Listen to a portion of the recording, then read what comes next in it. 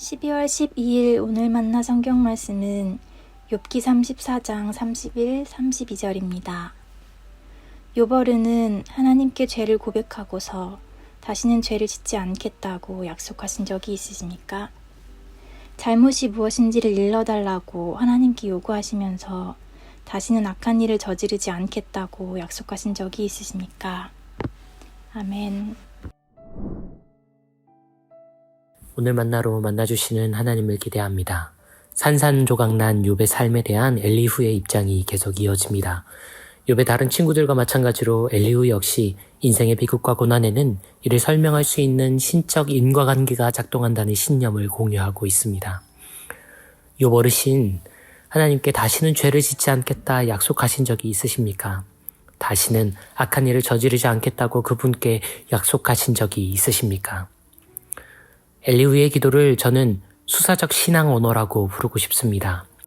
수사적 신앙 언어는 한마디로 같은 종교적 배경을 지닌 이들 사이에서 공유되는 언어와 표현, 구성과 형식에 충실한 제의적 고백을 뜻합니다.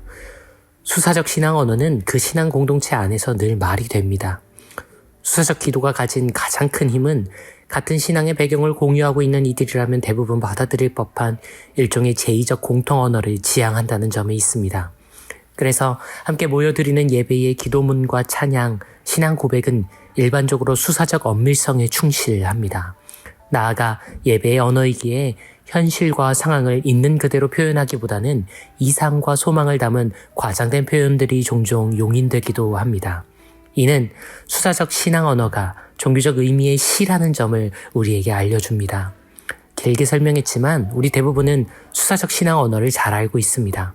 우리는 예배의 시공간에서만 폭넓게 사용되는 이러한 특수한 언어 형식을 잘 알고 있으며 그 안에서 안정감을 느낍니다.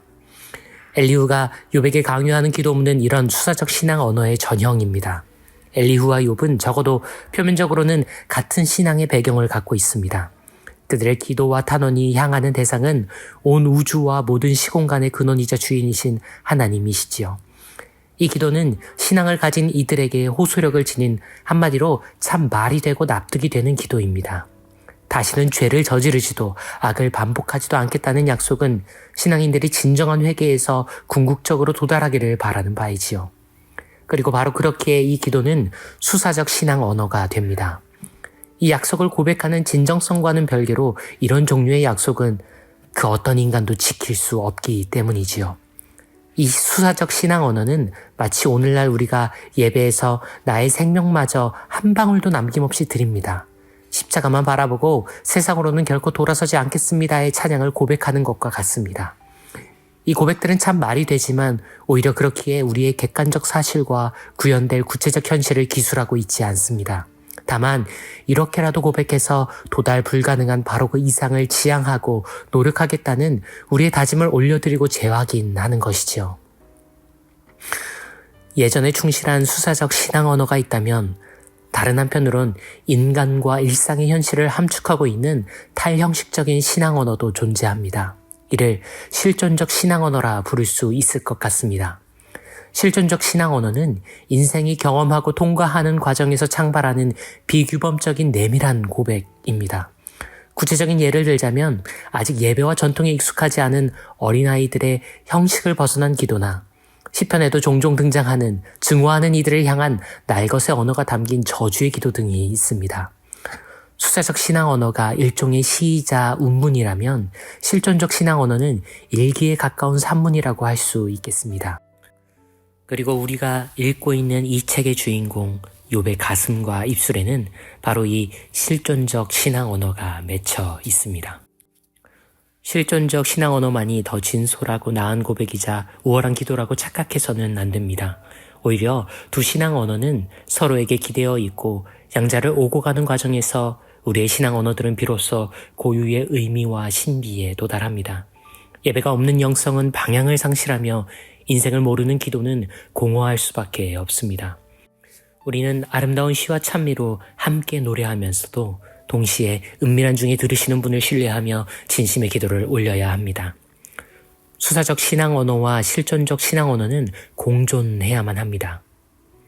그런데 양자 중 한 언어의 주도권과 목소리가 더 커지는 경우가 많다는 것을 욥기는 날카롭게 고발하지요.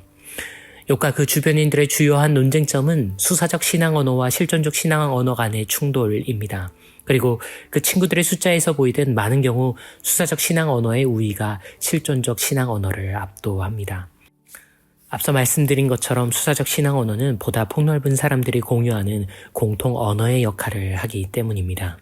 개개인의 경험과 고백은 그 삶자리의 수만큼 다양하지만 예배와 모임, 공동체는 늘 겹쳐지는 거대한 하나이기에 그 울림과 파장이 더 강할 수밖에 없지요.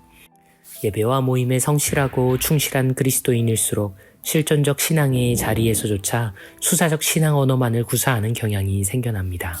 엘리후와 욥의 친구들처럼 말이지요. 욥기는 그래서 존재합니다. 수많은 책들이 수사적 신앙 언어로 하나님께 노래하고 고백하며 간청할 때 욥기는 실존적 신앙 언어가 결코 사라져선 안 된다는 것을 절규합니다. 시편은 수많은 노래들이 제의와 예식에 사용될 아름다운 운유와 고풍스러운 운율로 이스라엘의 예배를 전수할 때 정제되지 않은 날것의 언어로 원수의 파멸을 간절히 청원하는 저주 시편들도 함께 전해져 왔다는 것을 증언합니다. 그러니 우리는 모두 수사적 신앙 언어와 실존적 신앙 언어를 말할 수 있어야 합니다. 우리는 모두 이중 언어 구사자가 되어야 합니다. 우리 안에 엘리후와 욥이, 찬미시와 저주시가 서로를 배려하며 공존할 수 있기를, 그래서 오늘 여러분의 기도가 두 언어의 대립이 아닌 역설 속의 화음을 이루기를 간절히 소망합니다. 주님, 당신은 엘리후들의 하나님, 시처럼 고백하는 우리의 바람을 들어주십니다. 주님, 당신은 욥들의 하나님, 신음과 절규마저 당신 향한 예배로 받아주십니다.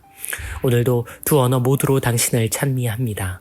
오늘도 두 언어 모두로 당신께 나아갑니다. 우리를 받아주십시오. 언어로 세상을 만드신 분, 그 언어가 인생이 되신 분, 그리스도 예수님 그 이름으로 기도합니다. 이제 두 가지 기도를 드립니다. 우리의 수사적 신앙 언어가 고통과 아픔을 겪는 사람들을 품을 수 있게 하옵소서. 우리의 실존적 신앙 언어가 교회와 공동체, 세상과 주변을 존중하고 배려하게 하옵소서. 기도하신 이후에는 개인의 기도로 경건을 이어갑니다.